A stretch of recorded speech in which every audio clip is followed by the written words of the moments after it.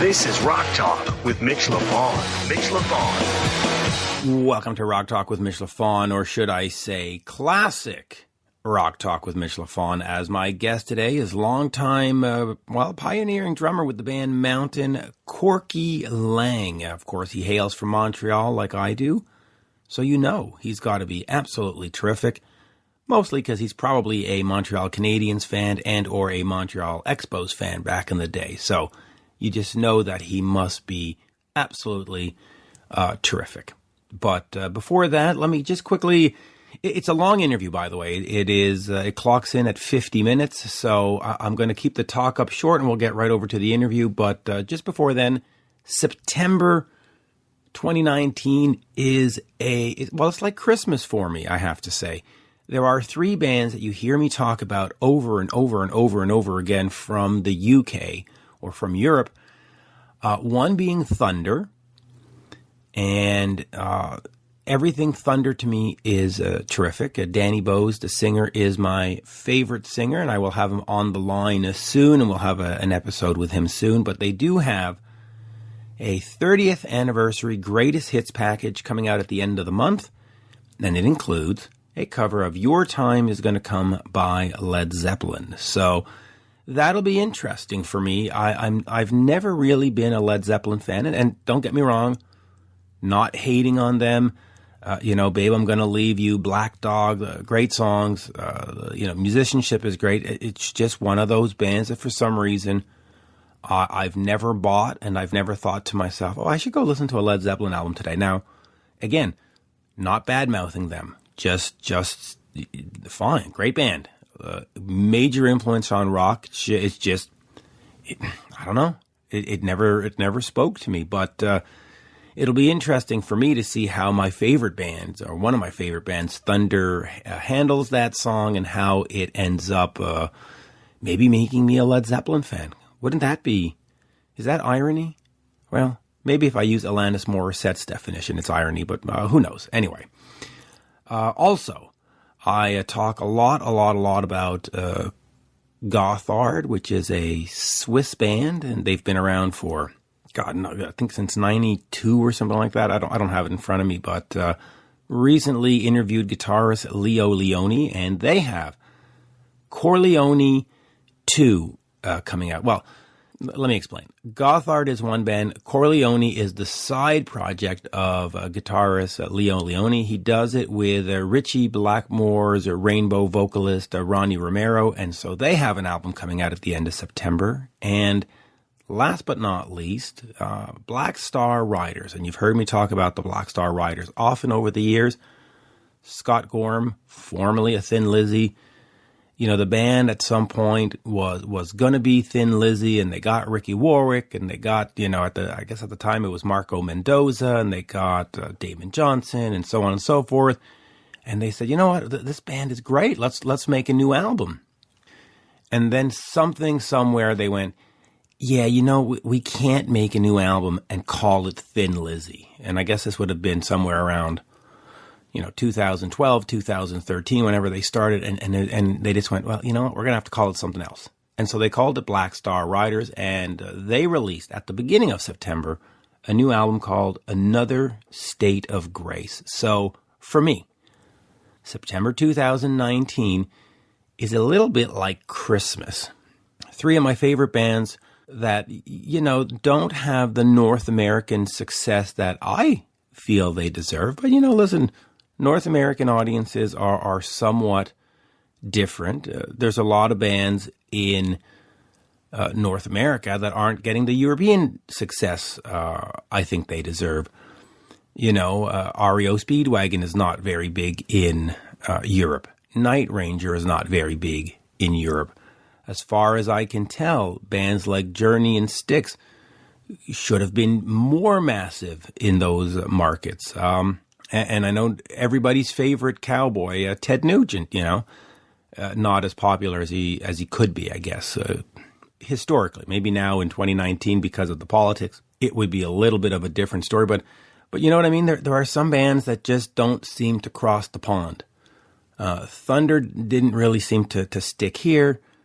Night Ranger didn't really seem to stick there. Now, Listen, that's my perception of it. I'm sure if you want to pull out the analytics and say, well, look at the number ones in the album sold, maybe it'll paint a different picture. I'm solely referring to my perception of things. Anyway, let us get over to native Montrealer, possible Montreal Canadiens Habs fan, potential Montreal Expos fan, but one hell of a great drummer. Here is the one, the only, Corky Laing. We are speaking with a legendary drummer for Mountain, Corky Laing. The new book is Letters to Sarah. It came out on Mother's Day. And Corky, first of all, an absolute pleasure to talk to you. I mean, vice versa. Thank you very much. It's kind to have me. It's kind to be talking to another Montrealer. I got to tell you, Mitch, I didn't know that. So this is cool. I know. Well,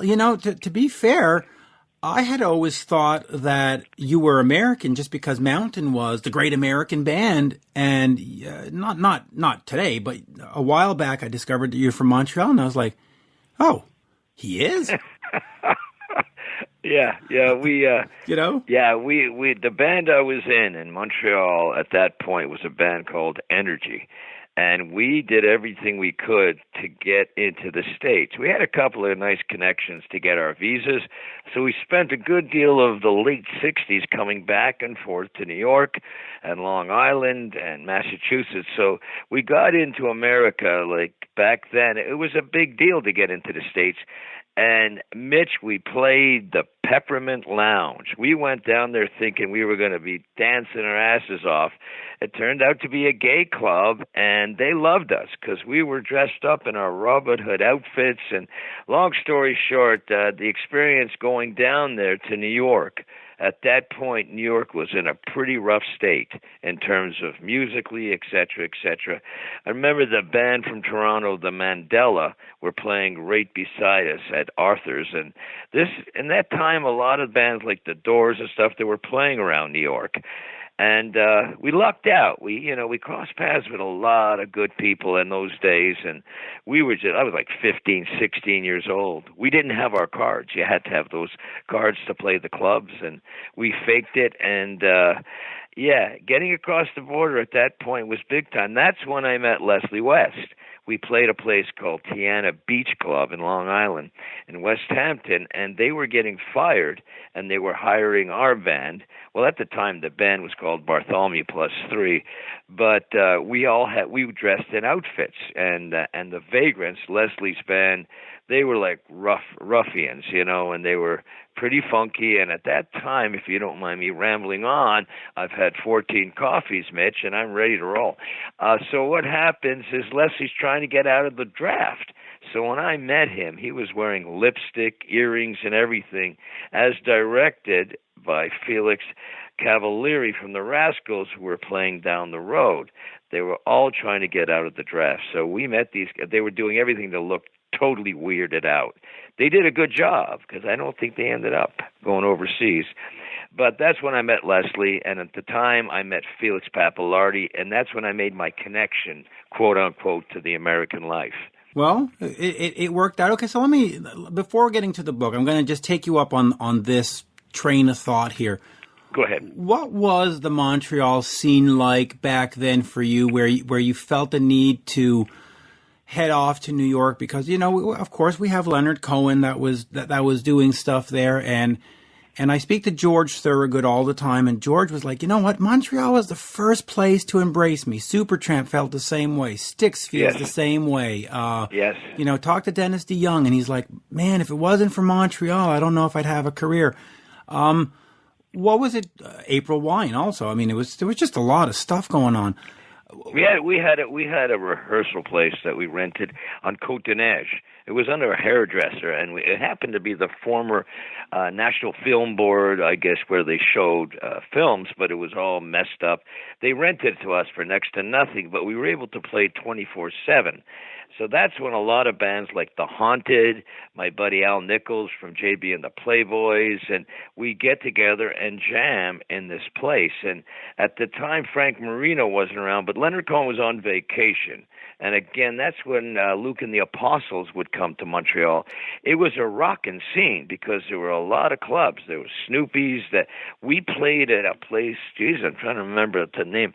It was on Crescent Street, and we were a resident band there, the three of us, and it was great. That's where we did our 3,000, 10,000 hours.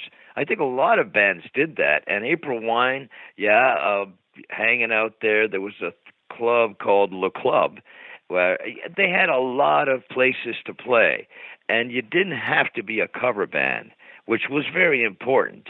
That it was called The Cellar, I think, the place that we played on Crescent, and they let us play original material at that time. We're talking 67, 68.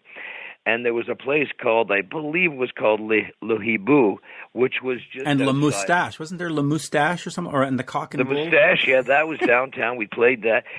You name it, we were everywhere, and we played a lot. And by the way, Mitch, we made some good money, along with the Italian weddings and the bar mitzvahs and stuff. I was cooking, and so the scene, I think it was terrific. I mean, it was, and we weren't running away from that. Like I said before, we had a connection with a couple of people and an aspiring manager. There was a guy named Steve Cooper, whose father ran the Forum. Now, Steve became our manager, and was it Frank Cooper? I'm trying to think of his dad's name. He did all the shows. He brought in all the Dick Clark caravans. Remember those that came through, at the time, I'm trying to think of all the bands, the Zombies. They were all coming in with their number one hits to the Forum. And this was before Donald K. Donald, right? Donald K. Donald was our first manager. He came to see us at the Y somewhere, and he managed us for about 20 minutes. And I'm not this. I don't know what happened now, but somehow he went off, I guess, to do what he does. But he was my personal manager for a short time, and he was terrific. And there was no question he was going to be successful. He had it. Quite frankly, I'm sorry we didn't stay with him. I don't know what happened exactly, Mitch. But again, getting back to the scene, at that time, in the mid-'60s, late '60s, all the English bands had to come to Montreal to stay over and get their visas in order to go into the States. So they would come, and they'd usually play the Forum. You had The Who, you had Cream, Hendrix, all these bands. Now, this is before they were heroes. These guys, this was their first tour.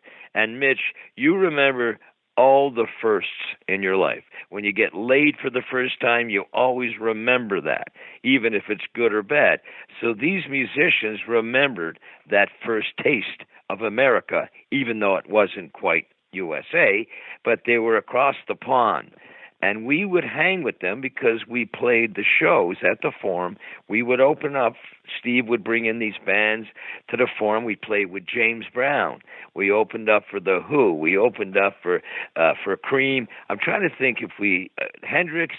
Yeah, we were. Let's put it this way: in Canada, you had to be placed on stage if you had an international artist. So they had to hire Canadians, and at the time we lucked out. Like, again, Steve Cooper was our manager. He put us right up there. We had a chance to jam with these guys because between you and I, these guys were wired to the hilt when they came over to America. They went 3-4 days in a row. So when Jimi Hendrix came in and we dragged him down to the studio, he just wanted to play, and that's what we did. So when you ask me about the scene for us, it was brilliant. It was brilliant. You couldn't get any luckier, And between you and I, in this business, it's all about luck. It's not the F word. It's, the 4-letter word is luck. And we lucked out in those days. Yeah, and it certainly sounds like it. And it's also about who you know. But that's amazing because, I saw a lot of Canadian bands go down to the States. And if you didn't conquer the States, and I also saw a lot of shows at the Montreal Forum. And I saw a lot of Canadian bands open, whether it was the Headpins or Toronto or Bryan Adams, and I always never really understood why we always never got the package that New York got. Why did we not get Judas Priest and Kiss? Why did we get I think eventually you did. Eventually, just yeah. Keep keeping in mind that moved pretty quick. I mean, the era that I'm talking about is the late '60s, and I don't know what to say about that, but again, it had to do with the CCTR, whatever that committee is. You have to have the Canadians on the shows. And again, we did a lot of TV shows, Go-Go 66, and it's funny because I got a lot of stuff from that. I was like a museum collector. I keep everything from that time, and I'll go on forever about Montreal, forever. And the fact is not to mention, well, I was at Sir George at the time. That's when it was called Sir George, and we played all the shows we could. My band would pay for the high holidays when you wanted to go to the synagogue, but you had to pay money for the seat because it was the high holidays at the Shar. They would pay the money, so I would meet all the girls there who were going to turn 16. It was a bit of a shyster thing, but, you do anything to play, but that was a part of that agenda. Go get gigs, Cork. Here, buy some seats in the shul. I don't know how, I don't want to come off as a hustler, but I was a hustler. No, listen, in the music business, you have to hustle. If you look at anybody who's been successful, whether it's the Aerosmith boys or the Kiss guys or Mountain, you don't get anything just by sitting around waiting for it to happen. You have to get out there and work it. An interesting thing, Mitch, I may add, which I read about historically. Keep in mind that when they were settling in America, Canada, and the United States, the Queen would give land to people in the UK to come over to Canada to settle. They gave them land, in Saskatoon, Manitoba. They wanted to settle Canada. The British, this is way back. But in the States, they didn't give you anything. You had to fight for it, literally, And I thought that was really interesting because it's just because it reflects the history of the entertainment business. Neil Young went down to the States because he was way up north in Ontario, and he came by himself. And when you think of people like the Tragically Hip, what were some of the best bands that did go to the States? And Bare Naked Ladies. I'm talking more contemporary, but it took time and effort to do it, and there was a sequence, a formula, go to the universities. And that's what Bare Naked Ladies did. I believe that's what the Tragically Hip in those days, cowboy, what did they call these? Blue Cowboy, I can't think of it now. Come on, Which one? Cowboy Junkies. The Cowboy Junkies. Guys. Yeah, listen, Gowan did the university circuit too. Then now he plays with Styx. I remember seeing Gowan at McGill.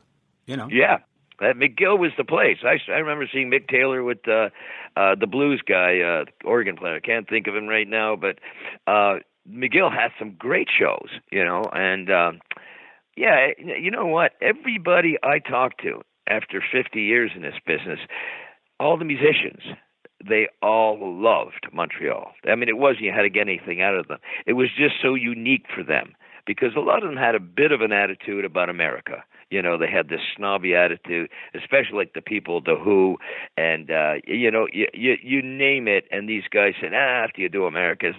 Some of them settled in America, but all of them loved Montreal. Montreal is a very unique city. If you've traveled the world, people know that.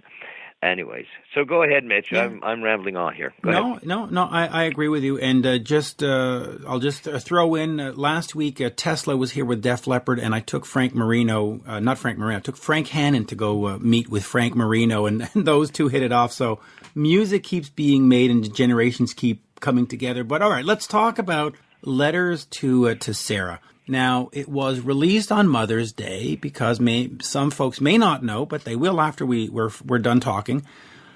These are letters that you wrote to your mother, Sarah, from 1963 to 1997, and you've compiled them and collated them and put them out in this book. So let me ask you about that process, because a lot of the content is very personal.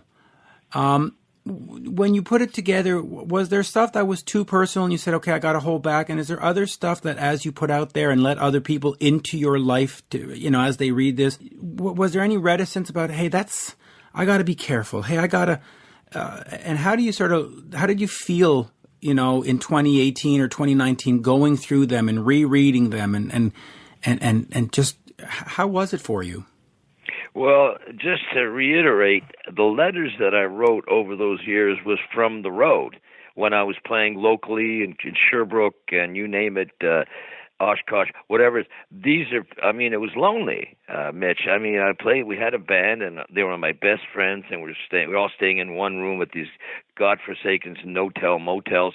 And I would call my mom after various shows. It's lonely. And I come from a big family. So I wanted to keep my mother, let her know that there's still a kid out there that, keeping in touch. I wanted to tether myself to my home, because I missed it. I missed it even if I was only 2-3 hours away. And the point is, she saved them, Mitch. I didn't tell her to save them. It just so happens she saved them. There's 240 of them, over time. And when you ask me, I forgot a lot of what I wrote. And towards the 70s and stuff, I got myself a little buzz at night, and the letters would become quite open. My partner, Tuja Tikala, who ended up my manager, but she was writing a play. She was writing an opera, actually, called Playing God. She's a philosopher. And we rehearsed at my studio here in Southold. She found the box. She found it because I had put all my stuff from Montreal. I had put it away, and my mother had saved my first drumsticks, all, the way mothers are. And since I was the last kid in the house, after 5 of them, that I was the favorite to a certain extent. But I was always away playing. So she saved these letters. Tuya, my partner, saw them, and because at the time I had put out this book called Stick It, which had no redeeming features. It was just behind the scenes, X-rated things, kind of silly, and so she said, no, she wanted to fix up my Wikipedia, and I said okay, and then from there she went and she found the letters, and she says, well, wait a second, this is like a timeline because all the letters are dated. And I went, well, okay. But when she said, the letters are very personal, and it almost feels like I have a relationship with my mother, which I did. I loved her, but, at certain times I got very lonely. And when I did sit down and go over this idea of putting the letters and then sort of embellishing them with what I was doing at the time, whether I was in Quebec City or whether I was in New York, over the years, as I went into, join, and we put Mountain together, and then I hooked up with Jack Bruce. And I would explain to her the feelings I had. And they weren't all like, well, wow, this is amazing. A lot of it was. But a lot of it had to do with self-esteem, pride, you name it. And she would always encourage me to, quote unquote, be myself and just do what my gut is. And a lot of times your gut is a lot nicer than you want to be, and you get yourself into business trouble. But to get back to it, it was therapeutic.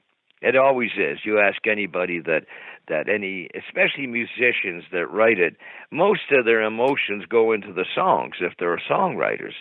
I've always written songs, and I've been very lucky when, in terms of collaborations, et cetera, to write stories. Like Mississippi Queen is a story. It's only 2 verses and a chorus, but it's the story, of falling in love with a Southern prostitute. So I did that. So most of the letters have a story edge to them, and when you put them together, I was a little reluctant about doing some of the things, but Tuya just said, listen, we're not going to put in stories, all these decadent stories like the diary of a heroin addict or snorting ants off the floor with Ozzy Osbourne. We're not going to do that, Corky. We're going to just let it flow. We're going to let the letters, embrace the time and era, and then from then you can reflect on it. And I don't know, I really wasn't planning on doing it, Mitch. It was one of those things that Tuja Tikala said, no, this is going to be a book. It's not going to be a fanzine. It's not going to be a quote-unquote a memoir, like, what's your favorite color? How old were you when you got laid? Whatever. Nothing like that. It's the story, and it's a story of a musician, or of an aspiring musician who's like 13, 14, 15 in Montreal, thinking about his life and what he wants to do. At the time, I was going to go to teaching school at McDonald. I had registered at the summer of '69, and that's when Felix, Leslie, and Steve said, let's do this band Mountain.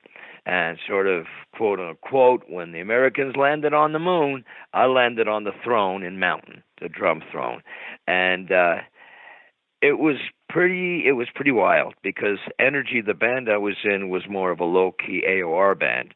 And all of a sudden, I find myself hitting real hard to try to cut through these Marshall amps. You know what I mean? If there wasn't the sophistication of microphones in those days, you just had to physically bang the shit out of the drums. At the time, I played some dance band. I had timbales, Mitch, you know what those are. And then I had my cowbell. So anything that was hard, I would hit hard. Oddly enough, I guess I got known as a heavy metal drummer because everything was metal. But it was the difference between playing baseball or watching baseball and playing baseball. There was all of a sudden I was in this band that had so much physicality in it that it was a big change. I mean, the good news is at least I was in shape, and I did fall in love with playing it. Between you and I wasn't sure I even liked listening to it initially, because I was sweating my ass off. My ears were totally blown.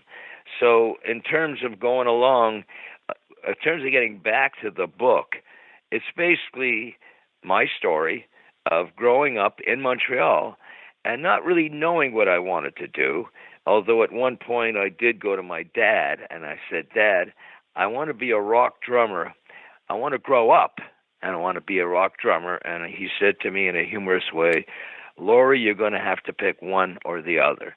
So essentially, it's the story of a kid not growing up in Montreal and having some luck, having some good luck, and being blessed with a great family. And that's basically the book. I hope I'm saying the right things here. Well, you are. But let me ask you this. As you're reading through it and as you're, deciding which letters go in and which ones what did you learn about yourself? Is it a story of, here's this fearful young kid trying to make it? Was it a brash, confident kid? Like when you look back and you sort of revisit yourself, because it's sort of like, looking back 30 years or 50 years and going, hey, this is me at 18. This is me at 20. This is me at 20. How do you sort of look at yourself through all of this process? I never considered myself brash. Okay. I was always fighting to get better at everything, whether it was hockey, because I have triplet brothers who are 2 years older than me. So in the family, I was trying to keep up with them. And that just segued through to playing in bands. And again, you just said it before, if you're lucky enough to hang out or meet other musicians, you want to keep up. So I never really thought of it myself, I'm going to do this and this is going to be... I just fucking did it. I just hustled. And whatever I had to do to bring it forward, to bring what I was doing, and whether it was sports, whether it was anything, I always felt I had to try harder. I always felt... Now, there's a lot of people that feel that way. Whether you get better is one thing. But, when it came to exams in college, I had to study 10 times harder than all my cohorts or my other students. I always felt I had to hustle more. So I never, if anything in the book, and I'm sure maybe a lot of people can connect with this, I was very insecure because I was in a family. I just had to keep up in the family just to get noticed. So to me, if it reflects basically an insecure kid I don't think I ever became secure. But there's one thing, when I sit on the kit these days, I know who I am. That's it. I sit and I get right to the zone, and I feel very blessed that I can do that. Going on 72 years old, I can't freaking believe I'm alive, let alone on my kit and feeling the way I feel. And after hearing some of your interviews, a lot of musicians are the same way. You know, if you're going to survive, you've got to just get with your oneness. You know, it sounds a bit corny, but that's the only time I was really, if I've ever felt confident, it's when I got behind the kit. And you know why? Because the drums are the most beautiful instrument in the world. How could you not look good sitting on a throne behind a drum set? I don't care how old it is or how new it is, drums are where it's at for me. And anytime I went to see any band, I'd also always focus in on the drummer. And that to me was, that was the name of the game. So I'm blessed that I happened to find a way to get through those years. And that was a catalyst. Hey, we got very lucky on the road. The drums are a chick magnet. Excuse me saying it that way. But, it was fun. It was fun. That was the currency. I think Dizzy Gillespie says you don't get paid to play, you get paid to travel. Excuse me, yeah. It's because music is fun if you do it right. So am I going on again? Shut me down. No. It's great, and you're right about that. And I think it was Dizzy who said, "You don't get paid to play; you get paid to sit on the bus for 16 hours or something." That's right, something like that. And the bus happens to have wings these days. That's the only difference. Yeah. So, all right. Well, let me ask you about Mountain real quick. It was defined as heavy metal, but heavy metal didn't really exist. And then you and Black Sabbath, you sort of are the forefathers. Talk to me about that first album. Talk to me about Climbing, and it's the first album, the first song, Mississippi Queen, and here we are.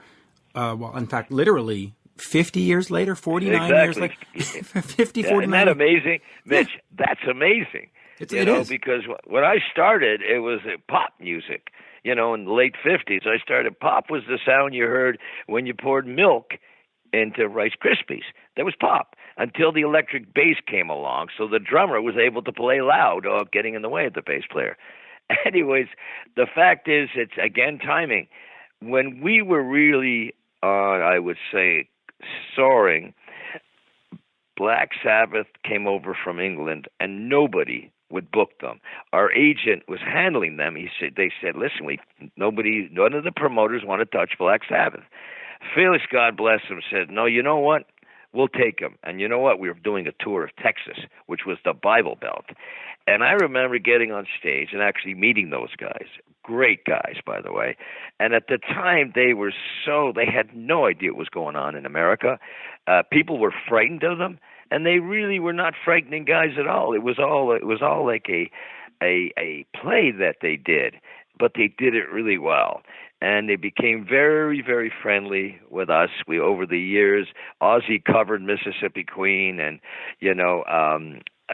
Bill Ward became a very close friend of mine. And because those were the early years. And like I said before, Black Sabbath, they became huge, but it took a lot of work. And we became friends. But in terms of musically, no, I don't think Mountain was ever a heavy metal band. I mean, Leslie's got one of those voices that established that attitude of a scream. But Leslie's a great singer. Leslie West is one of the best rock singers, although these days I'm not sure, but then everybody sets back a bit. But yeah, I can. When I was in Germany, I got a huge award for the most powerful drummer in rock. And I went, wow, I was hoping I'd be called grooviest, but powerful, that's the way it was seen. And I take great pride in any award, but that was kind of strange because from there, Kerrang took over and they started talking about Mountain as a heavy metal band, and Leslie started turning up to 11 at that point. If he was at 10, he went to 11, and I just had to get myself into shape to step it up. And mountain climbing, we did that really quickly. That was when we got together. Leslie had already had a record out called Mountain. That was the name of the record.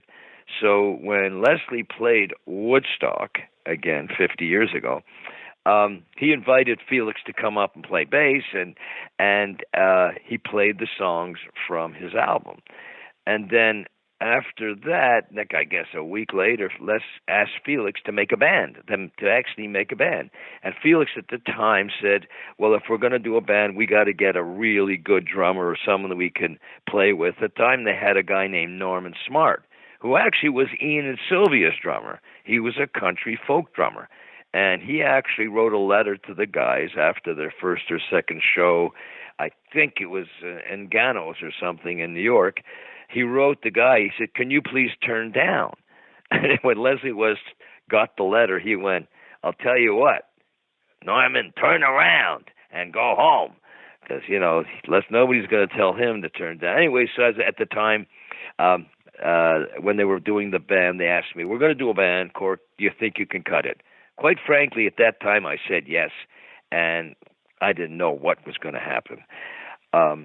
But mountain climbing, we went at it, and I'll tell you what the greatest part for me is because of the band Energy I was in, Felix was producing a record that never came out, but he loved the songs that Energy had.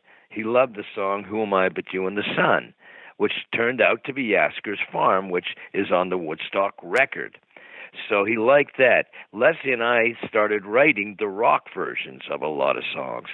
So for me, it was wonderful because I just didn't come in to play covers. I was embraced as a writer in that band, and I can't tell you how important that is, Mitch. As a musician, if you can get into the writing agenda, you're on your way. And the same thing happened when Jack, myself, and Leslie got together. Pete Brown, who worked with Jack on all the lyrics for Cream. I guess Jack said, listen, Corky's going to do the lyrics now. God knows I didn't know what the hell I was doing in terms of that because, Jack is very esoteric. He's like, his music is over the top. It's wonderful to write lyrics to that. And so I got caught up in lyrics as a result of going into mountain climbing when we recorded at the Record Plant. I feel like I'm going through a history book here. It's going to be War and Peace. I know, it's great. But okay, let me ask you about this. Now we know Norman Smart played Woodstock with Mountain. Right. But you joined later that year. Woodstock was in August of '69. You joined. I joined in September. In September. The next month. The next month. Now, there's a documentary that comes out. Everybody has seen it. All the bands rise to prominence and become almost mythical in Spectre because they're in this movie. Did you ever turn to Leslie and go, what the fuck were you thinking to not be in that movie? Did you ever have that discussion about how he did not end up in the documentary? Yeah. I had not. Did you make fun of Leslie. him? Well, what happened is the manager didn't want to put the band in the movie because I don't know. In those days, they didn't want to let the idea of seeing a band on film. They want people to show up at shows, live shows, and our manager at the time just said, "No, we're not gonna put you in the movie." And there's a couple of times that happened. But what did happen, Mitch, is when we were recording Mountain Climbing, next door they were mixing the Woodstock record, and they found out that Rick Lee's drums, 10 years after his drummer, the mics didn't work for one of the songs. The songs they didn't have any drums for was Going Home. So the producer came, knocked on the door, and he said, Felix, we need a drummer. Do you know a drummer that can put down the drum track on top of the other tracks? And Felix turned to me. He says, Cork, do you want to try to do that? I said, of course, no problem. So I go next door, and I have no idea what's going on. They say, listen, we got the song Going Home, and there's no drums on it. We have all the other tracks. Can you play along with it? I said, well, okay, I'll try. So it starts off like, going home, right? And about 2 minutes in, 3 minutes, it speeds up. Going home, see my baby going home. And then about 10 minutes in, see my baby going home. It's like double time, triple time. I don't know what Alvin Lee was smoking, but I'll tell you what, it was very exhausting because I didn't know the song was 24 minutes long. So there I am, like sweating my ass off, just trying to keep in there. So what happens is I don't know how it worked out, but they said, okay, can you fill out the papers, Corky, and we'll pay you? And I said, no, I don't forget the payment. I'm going home. So I went home, and a month later, I get a package, and it's a gold record for Woodstock for me playing on Going Home. I went, wow, that's wild. A knock came on the door another month later with a brown package with a gold record for Woodstock for Yasker's Farm because I co-wrote the song. They put that song on the Woodstock record. So there I was, Mitch. I got 2 gold records for Woodstock, and I wasn't even there. Ka-cheese. Ain't that terrific? That's the greatest story ever. That's the greatest story ever. Well, it's in the book, I think. But the point is that, again, there you go with luck, right? And at the time, I was in Mountain, and we were playing, and we were on the road. And a couple of times I ran into Rick on the road. He goes, Corky, he says, why are you telling the fucking story? He says, it makes me look bad. I said, because it's a great story, Rick. I said, but, in those days, it was all fun. The groups were all packaged together a lot of times, between 10 years after Hendrix, The Who. Well, of course, The Who didn't need a package. But I just think the mountain climbing record, I'm very proud of that. Very proud. And Nantucket Sleigh Ride, which is a metaphor for what happened to the rock machine, taking these bands out on the road all over the world, doing all kinds of stuff. Nantucket Sleigh Ride is the ride you take when you're trying to get a hit record. You want to get the big whale. You want the big one, Mitch. That's what we go for. And the trouble is, a lot of the whalers never came back because the whale took them right under. And I tell this story to the extent where you realize we've lost a lot of brothers and sisters in the music business because they never came home from the machine. Whatever the rock machine did, they're gone.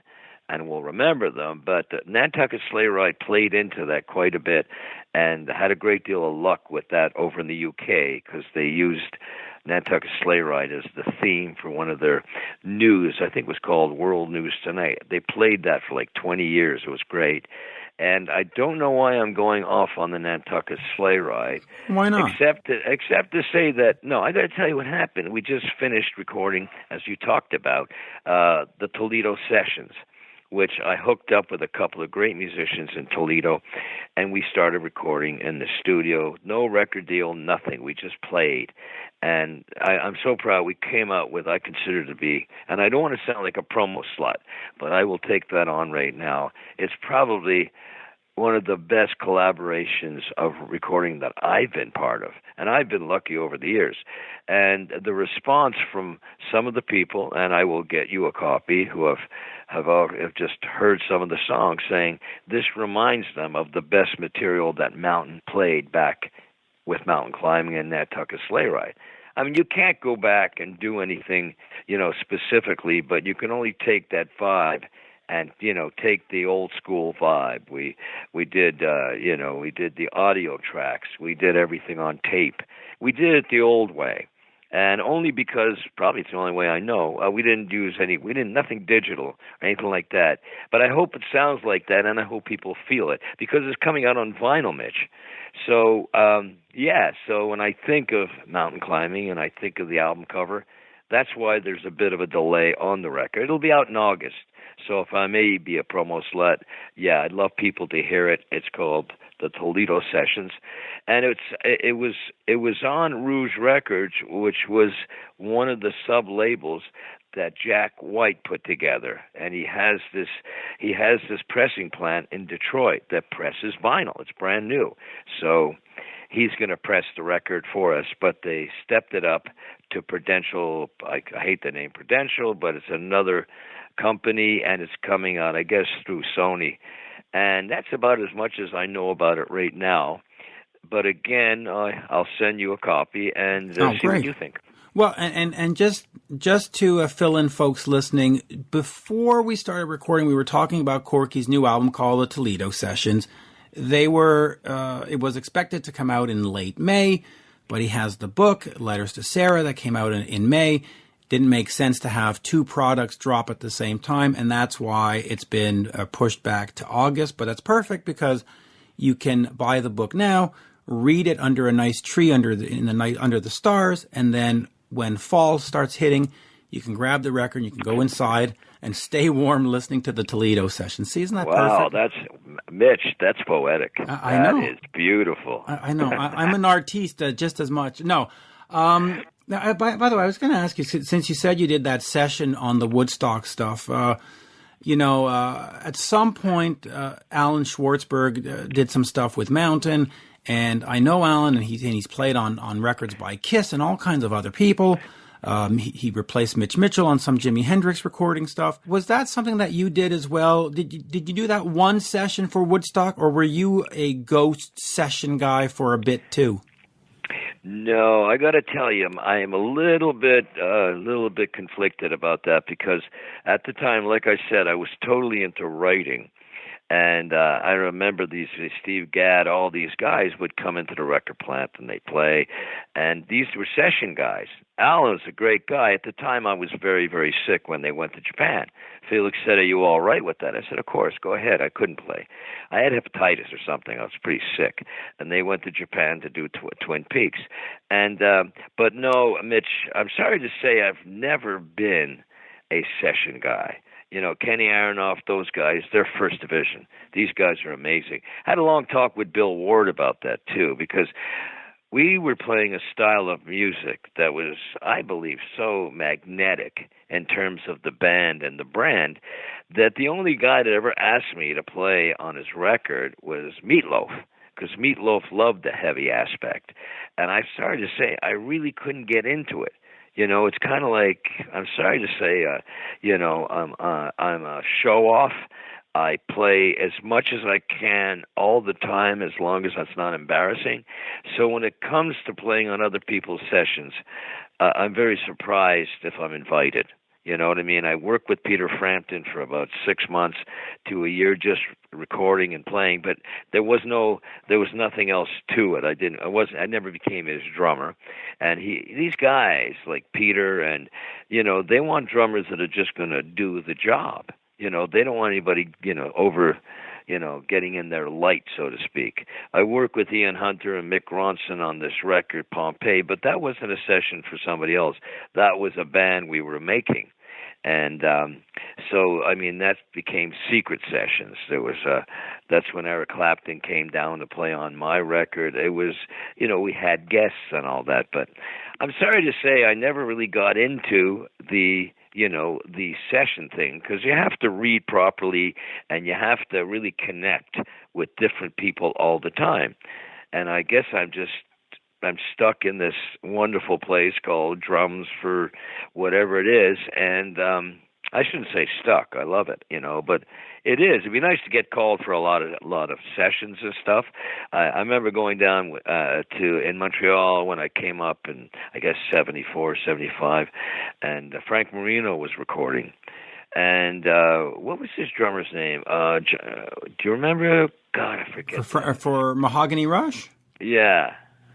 God, I had a tip of my tongue. No, he's great. Great drummer. I will think. I'm going to cheat. I'm going to just look it up. He's one of my favorite drummers. And when at the time, I don't know what happened. Maybe he was too drunk or something. Frank asked me to come in and help him out. I'm not even sure what I did, but I was honored to get in there because Frank is a great player, and he was there in Montreal. So I figured, this guy's a homeboy. Well, back in the 70s, there was Jimmy Ayub. Jimmy Ayub, yes. He kept on marrying strippers. That was his thing. He'd go down to St. Lawrence, and he'd marry a stripper, then divorce, and so he had it going on at Jimmy. I ran into Jimmy, I think, a long while ago, but I forget. He was going somewhere, and I was going anotherwhere. That was about. I can actually count the sessions on my hands that I did over the years. I did a session with Bo Diddley, which was great, but again, anybody could have played with Bo Diddley. That's that feel, and I don't know what that is, and I think about it all the time. How can I get into sessions? You got to be a prolific reader too, a music reader, which I never became. And but that's my albatross to deal with. So the answer is no, and the question is no, and I say no, I never did that the way I wanted to. But again, I did a lot of recording. I mean, I was really happy. I guess what it is, Mitch, is like I love to do my own band. You know, when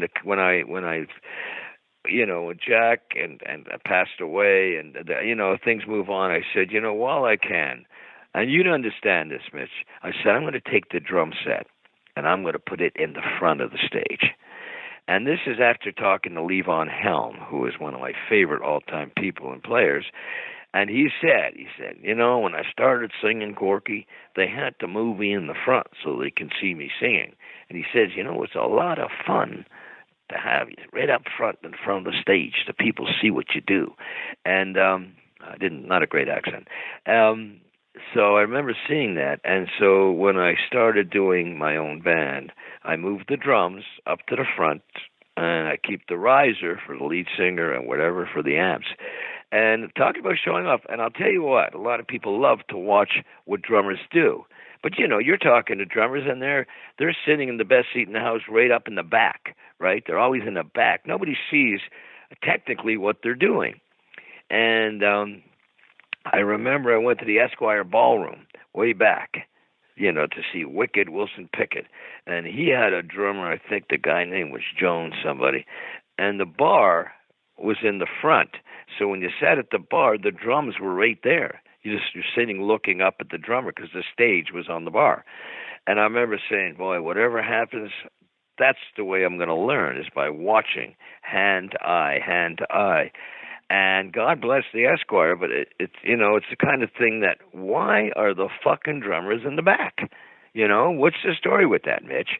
And a lot of people think it's like an ego thing. It is an ego thing. What are you talking about? I mean, when you're busting your ass, Mitch, on everything, it's like choreography when you're sitting down. You watch Keith Moon. I happened to see him behind because I was on the stage. It's like watching a beautiful amusement park. The guy, he's doing watching him from behind was unbelievable. So I thought to myself, when I get the opportunity to call the shots, I'm going to move it out front, which I do now. So there, Mitch, okay? You have it. The guy's an egomaniac and he wants to be seen. Yes. See? There you go. And I have another interview coming up, but I'll ask you this before we leave. You, of course, did or are doing Corky Laing Plays Mountain. What is sort of the status of that band as of today? Oh, the status is especially today, and I'll answer that quickly so you can get on with your other interview. Yes, sorry. No, I stacked one per hour today, and it's like, uh-oh. There you go. No, I'm sorry. I told you to shut me down if I was going on. So here's the deal. Quickly, last year we were recording with the Toledo Sessions, and we got calls to come in. Would we play mountain songs? Then we're getting calls this summer because it's the 50th anniversary of Woodstock. So we got a lot of these dates at festivals. So we have to play basically the mountain repertoire that we did, or that Mountain has on the Woodstock record. Yasker's Farm, the Western. So yes, we're playing Corky Laing Plays Mountain is out this summer. And then we're going to Germany, where they are celebrating the 50th anniversary. Keep this in mind, Mitch. I know you know this. Isn't it amazing 50 years later, people show up to hear material that was written over 50 years ago? And it's a whole new world. So these people, especially overseas, they don't get enough of it. So we are going to go over to Germany, Sweden, and France in the fall to play Mountain. They love it. And I'll tell you what, Mitch, it's brilliant repertoire to play. It's really very aggressive and energetic. And as long as I have the pulse, I'm going to do it that way. And then, of course, Toledo Sessions will come out and hopefully gradually get into some newer repertoire. I see. That's perfect. And we'll do a second interview then, and we'll explore the album and a lot of the stuff we've missed, because there is 50 years of history, and we haven't covered it all. But no, And, when you said I had a nice long conversation with Bill Ward, I would love to have a nice long conversation with Bill Ward at some point. But anyway, there we go. This was great. And, let me go back over here. Let me remind the folks that Letters to Sarah by Corky Laing is available now. You can get it at Amazon or pretty much anywhere where books are sold. And as we say in Montreal, merci beaucoup. Thank you for today. Absolute pleasure. Bonjour. Thanks so much, Mitch. Have a good one and God bless, okay? You too now. Cheers. Bye-bye. Bye-bye. You're listening to Rock Talk with Mitch Lafon. Rock Talk.